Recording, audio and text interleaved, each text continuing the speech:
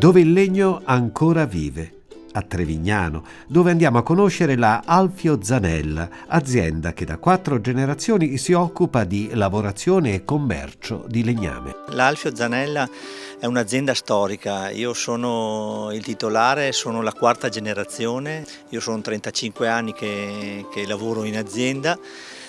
L'azienda è un'azienda storica perché appunto è nata agli inizi del Novecento e ha servito quasi tutti i clienti e le persone del Triveneto, diciamo, ecco. È nata come azienda era una segheria, perché siccome passava dell'acqua, il mio bisnonno produceva la farina, aveva un mulino, e da lì è stata messa in opera una sega a tronchi e ha cominciato a vendere legname, a fornire legname a tutte le persone che ne avessero bisogno. Poi chiaramente l'azienda si è evoluta con mio nonno, mio papà, e dal commercio di legnami siamo diventati anche produttori di case in legno, insomma, ecco. Il nostro core business sono soprattutto le forniture dei tetti, dei solai e in questi ultimi anni appunto anche delle case in legno.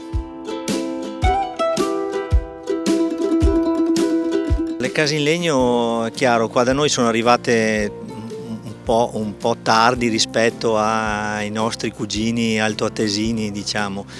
Però si è sviluppato molto in questi ultimi anni, perché è chiaro, la casa in legno porta innanzitutto un benessere abitativo, una velocità di costruzione che per il cliente finale è da tenere in considerazione. L'utilizzo di materiali soprattutto naturali, l'utilizzo del legno soprattutto per le pareti ha preso molto piede. Ci sono diversi sistemi costruttivi, per quanto riguarda l'Ixlam noi lo commercializziamo o il sistema Toma che utilizza delle tavole assemblate una all'altra con dei pioli di legno.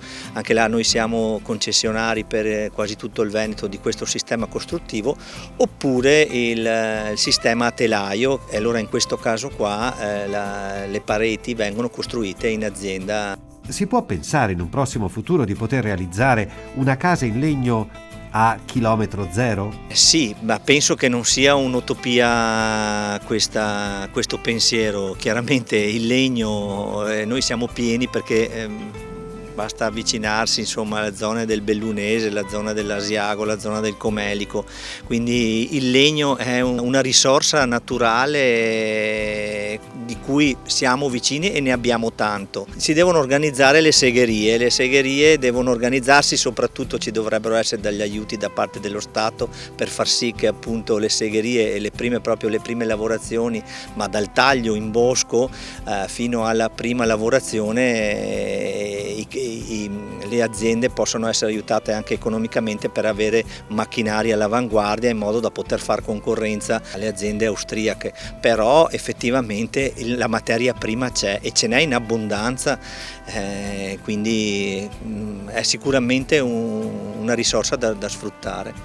Si può dunque ripristinare la filiera del legno?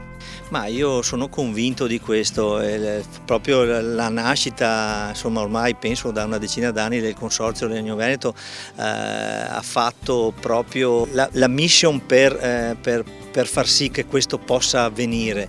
È chiaro, non è semplice, perché si devono cambiare un po' la mentalità un po' dei nostri governanti, le mentalità anche delle aziende stesse, perché effettivamente poter dire che ho costruito un tetto, ho costruito la casa utilizzando il legname dei boschi delle nostre montagne dovrebbe diventare una risorsa quasi obbligatoria, però il problema sono i costi.